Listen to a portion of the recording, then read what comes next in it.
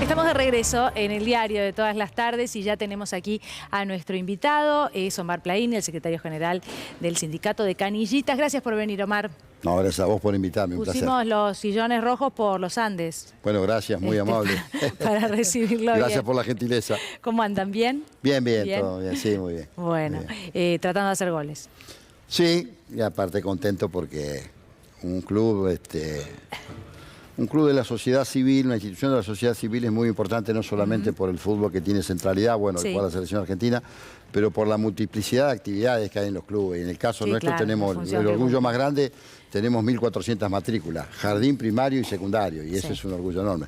Del fútbol no hablo mucho porque acá un colega tuyo, Darío, no se me... Claro, ni bien asumí, me dije la verdad, llamó lo va a empezar a chicanear, para saludarme en términos, bueno, Hablemos de Plaini, Massa mejor. ¿qué está haciendo? Hablemos de No, Massa. le dije así, va a ser presidente de los Andes, que Dios lo bendiga. Y hoy me dijo, tenías razón. Habló con Sí, el Papa y así me fue. mandó saludos. Bueno, ¿qué le parecieron las nuevas medidas de Massa? ¿Cómo lo vio? No sé si lo vio anoche, ¿cómo lo vio Algo vi, Massa sí. en este tramo de la campaña? Creo que estamos muy bien. Estoy convencido que la sociedad argentina entra en una etapa que va a discutir dos modelos de país. Y no me quiero quedar solamente en la medida que, bueno, hoy está en todos los medios sobre el tema ganancias. Sí. En realidad es un impuesto injusto al trabajo. Nace de otra manera, para los niveles gerenciales, que allí había evasiones y demás. Cuando se crea en etapa del peronismo es para los niveles gerenciales. Es injusto que un trabajador o una trabajadora pague ganancias, siempre lo dijimos, del movimiento sindical, porque el salario tiene carácter alimentario. Claro. Entonces, pagar ganancias es injusto. Ahora, hay que reconocer el gran trabajo que ha hecho nuestro candidato y ministro Sergio Massa, porque ya cuando él era presidente de la Cámara de Diputados, nosotros lo entrevistamos, lo fuimos a ver, todo el sector sindical, y él empezó un trabajo para que pagaran menos trabajadores. De hecho, es como él dice, cuando él asume era 2.4 y hoy estamos en 0.9, no llegamos al millón. Sí. Es importante y hay que seguir bajando. Es injusto que pague el asalariado. Después hay que ver en los niveles gerenciales y coincido también con el tema del IVA, que es un tema que hay que modificar, así como hay que hacer una modificación de una reforma tributaria progresiva, porque es injusto Claro. que pague lo mismo un multimillonario que un laburante que todos los días va a tomar un micro, el tren o el subte para ir a ganar un salario. Pero usted, Plaini, coincide que hay una coherencia, digamos, en la mirada de Sergio Massa, porque algunos dicen, Sí, bueno, claro. medidas electorales, pura y exclusivamente electorales. Y en realidad, en el caso de ganancias, sobre todo, bueno, hay, ¿no?, una línea de conducta que viene desde hace tiempo. Sí, a ver, cuando uno es gobierno, la narrativa ocupa un espacio, pero a vos te determinan los hechos y las realizaciones que concretás. Mirá, Perón tenía una definición de tanta magistral, nuestro creador decía, la obra de arte no está en concebir y en escribir un plan, la obra de arte está en realizarlo. Claro. Entonces, cuando vos sos gobierno, tenés que producir hechos, generar trabajo, generar empleo, o sea, tener una dinámica, además de la narrativa. Ahora, cuando vos sos oposición, la narrativa la podés expresar y demás, pero no tenés ningún compromiso porque no gobernás. Así que creo que, además de esta batería de medidas que viene anunciando nuestro candidato, creo que estamos en la obligatoriedad como gobierno de conformar un plan de corto, mediano y largo plazo para el conjunto de la ciudadanía, porque, insisto, se debaten dos modelos de país. Uno que habla de una motosierra que dinamita todo, y nosotros que siempre creímos desde lo individual hacia lo colectivo, a la inversa de lo que le plantea ambos, la candidata de Juntos por el Cambio y el otro candidato de los libertarios, que eso tiene que ver con la descripción, digo siempre, de Ulrich Beck, que hablaba de la sociedad de riesgo, o de Sigmund Bauman, que hablaba de la sociedad o la modernidad líquida. Eso tiene que ver con lo que expresa el candidato libertario, ¿no? Todo es efímero, todo es volátil, todo es ultraindividualismo, y eso nos conduce a lo peor al conjunto de la sociedad. Sálvese quien pueda, de alguna manera. Igual me queda pensando en esto que decía Plaini sobre bueno, la oposición a la cual es más fácil mantener sus propuestas porque no está gobernando, ¿no? O mantener cierta... Una de ellas. La otra ya gobernó y hizo muy es mal. cierto, es cierto. Pero eso tampoco está pasando, porque en lo que es, por ejemplo, los libertarios, usted los mencionaba recién, a mí lo que me viene preocupando dentro de ese sector en los últimos días es que esas propuestas que tenían en el inicio, tampoco las están pudiendo sostener, no siendo gobierno, sino dentro de la misma campaña. Eso es algo que está pasando. Bueno, porque tiene un inconveniente. El candidato de los libertarios, el mismo sector que él expresa en términos económicos, lo cuestiona duramente. Él mismo cuando habla de los economistas austríacos, llámese von Mises, Hayek, Merger, si vos le preguntás a cualquiera de estos chicos que lo siguen, de los jóvenes, por cualquiera de ellos, además de no conocerlos como economistas austríacos, muy probablemente crean que es un grupo de rock que vos estás hablando. Ahora, en el mismo esquema que él plantea, tiene severas críticas.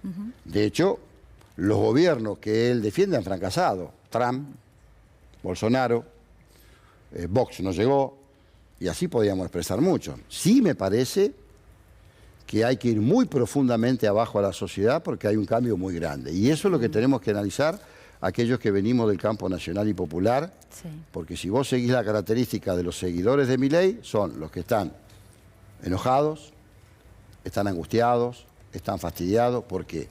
Porque la dirigencia política, si vos querés, pongamos entre comillas, tradicional, o los dos grandes fuerzas, no le dimos respuesta a los últimos años. Entonces, esto tiene un riesgo, para mí, más grave aún.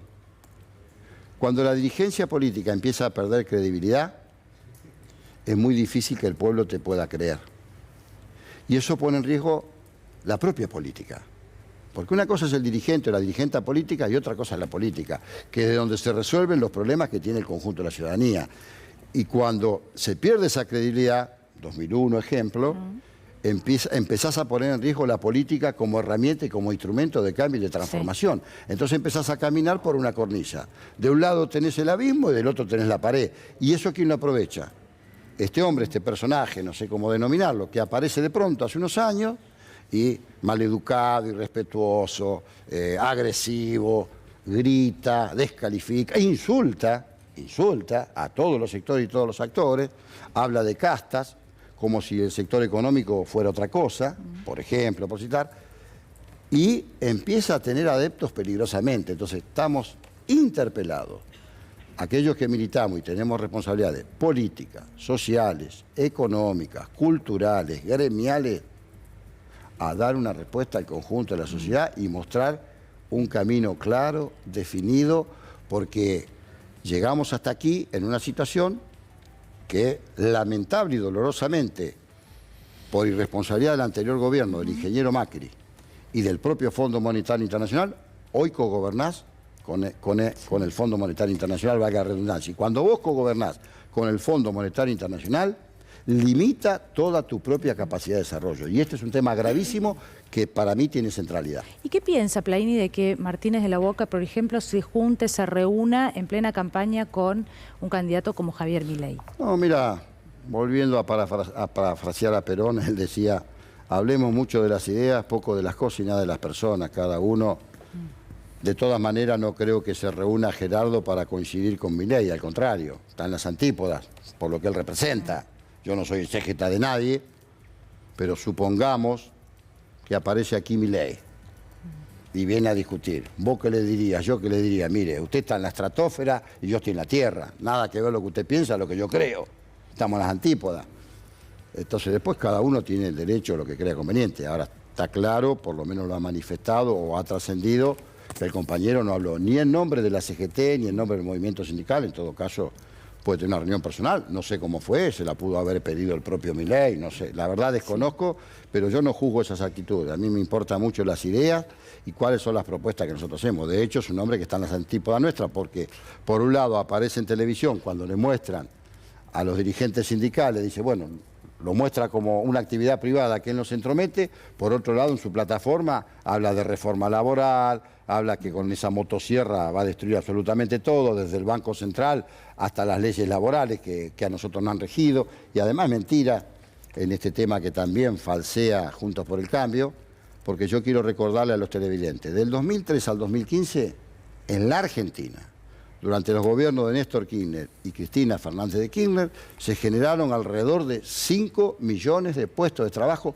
con estas leyes laborales, con estos convenios colectivos de trabajo, públicos y privados. Así que, por lo tanto, esa mentira, bueno, de hecho lo está mostrando hoy la situación que se encuentra Juntos por el Cambio, el desastre que hizo posteriormente cuando fue gobierno y cómo hoy en este marco eleccionario tienen dificultades para sostenerse y bueno, ahí los critican que son la tercera marca.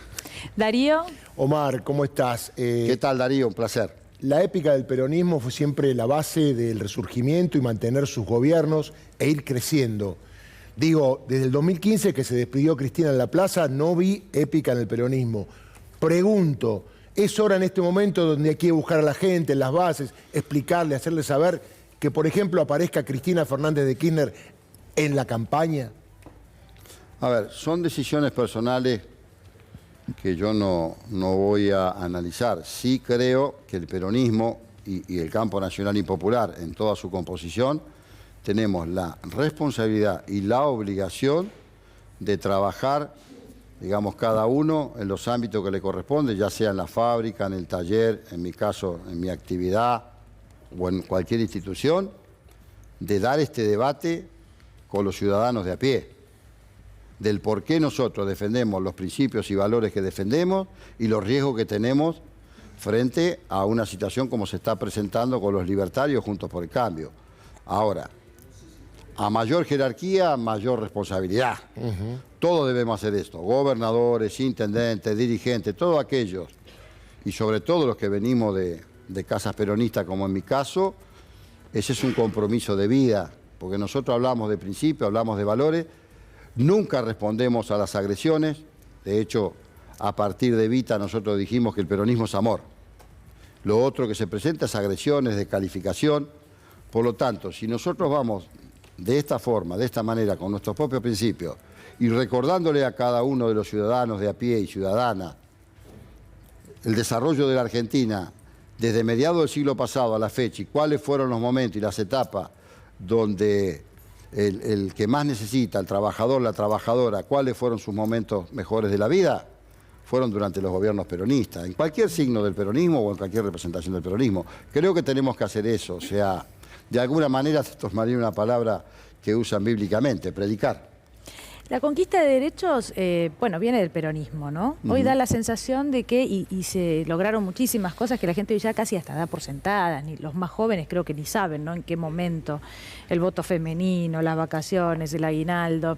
¿Cuál es su sensación cuando escucha que esto de los derechos hoy no pegan la gente, que a la gente no le importan los derechos? Porque la verdad que hubo una lucha de muchos años, ¿no? Y muy fuerte para lograr cada uno de esos. Digo derechos, lo traduzco en avances, mejoras sí, claro, de la vida del ciudadano. Mira, te voy a dar primero un ejemplo. Durante el curso de este año legislé en la provincia de Buenos Aires, sacamos media sanción en el Senado, aún estando en minoría en la comisión y en paridad en el Senado de la provincia, por unanimidad, un registro para los trabajadores de las aplicaciones. Obviamente, del otro sector, porque ahí es un sector que abreva a este candidato libertario, me empapelaron la plata.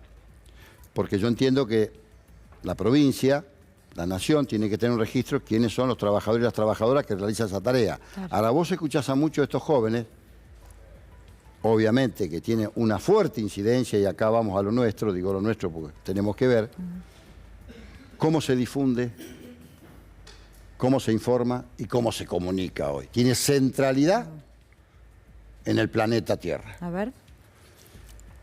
Vos escuchás a muchos de estos chicos que dicen que ellos hoy no quieren trabajar bajo un régimen de 8 horas.